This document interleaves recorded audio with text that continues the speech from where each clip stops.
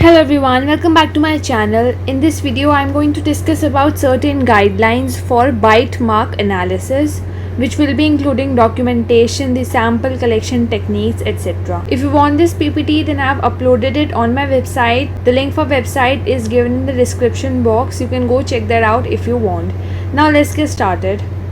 Bite mark analysis is basically supported by two assumptions. The first assumption is the uniqueness of human dentition when it comes to positioning of teeth in the jaw.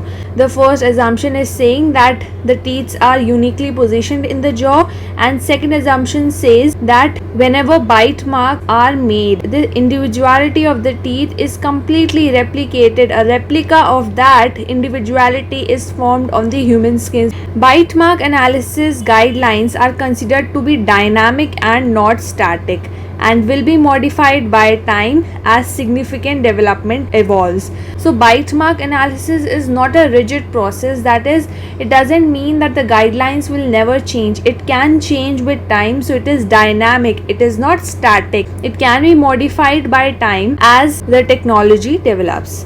So early recognition and action is very important in case of bite mark analysis. Why? Because healing may occur. The body might start to heal the bite marks. So what we need is early recognition and action. Once the recognition is made of the bite mark, or the bite mark may fade quickly or change in both living and dead.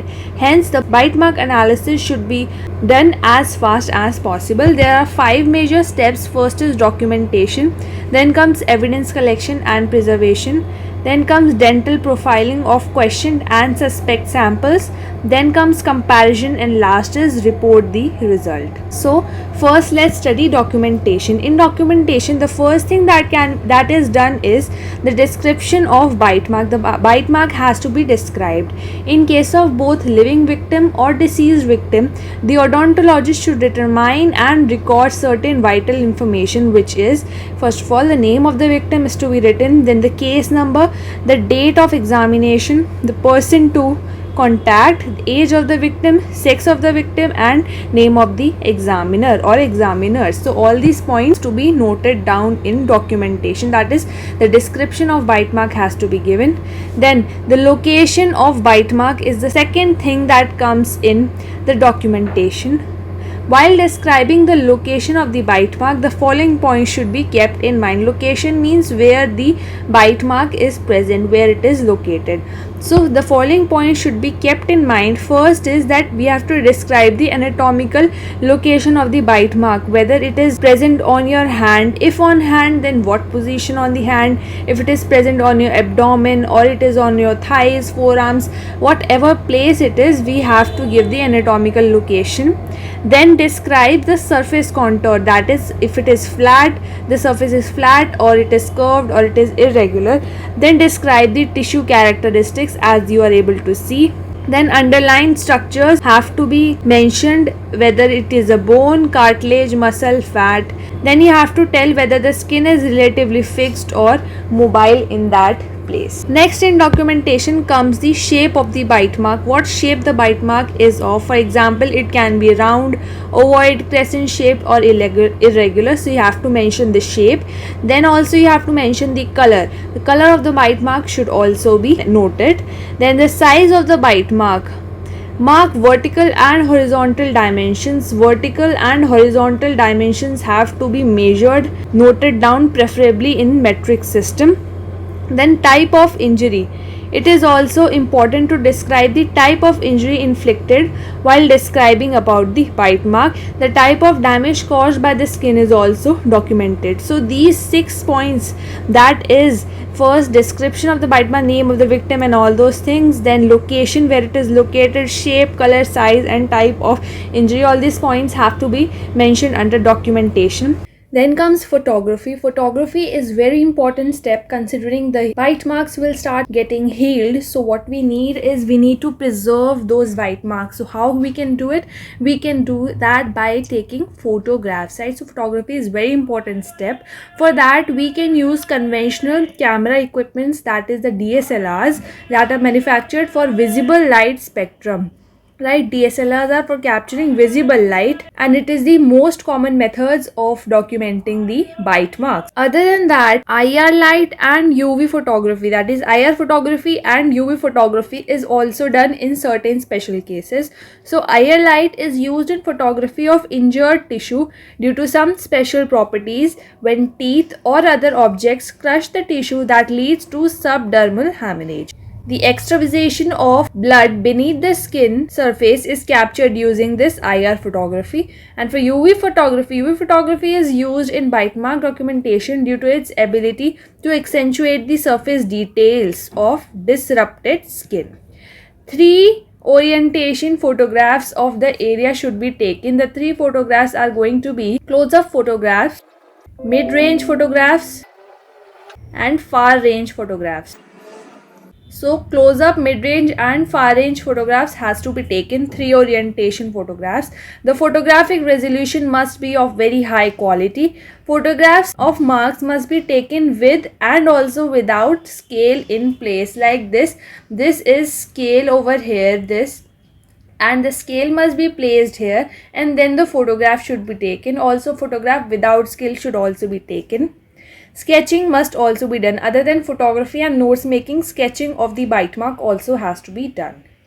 Now for collection of bite marks, the method that we use is saliva swabbing method. It is suggested that whenever possible, saliva traces must be collected in accordance to recommendations of testing laboratory. So whenever possible, whenever you think that okay, saliva might be present in this particular evidence, that saliva must be taken, because if we get DNA, then catching the suspect will become very easy. So for that we use double swabbing technique. In double swabbing technique, what we do is we take a swab. This is a swab, and swabbing an area with a moist or cotton swab. So this is a cotton swab, and it is moist, slightly moist or wet, and it is followed by swabbing the same area with a second. So first this swab is taken, a moist swab is taken, and it is rubbed over the area so that the area's saliva can get transferred to the swab, and then this swab is taken in a bottle and it is kept there. The upper portion is cut into half and it is thrown away, whereas the main portion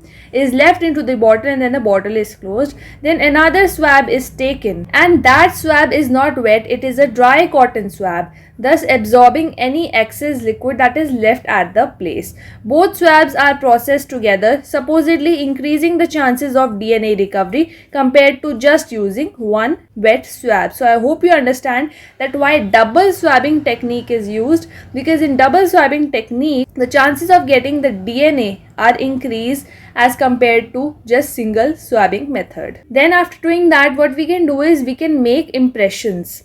Impressions must be taken of the surface of the bite mark when it appears that this might deliver useful information. So this will depend upon the forensic odontologist whether he or she thinks that making impression might help us in further investigation. So for that, powder paste mix is taken. The paste that is taken is silica based, right? So silica based impression material is preferred as it flows on the crease and provides accurate detail. This silica based impression has the ability to go inside the crease area of the bite marks, hence providing us accurate details or better quality impression is made.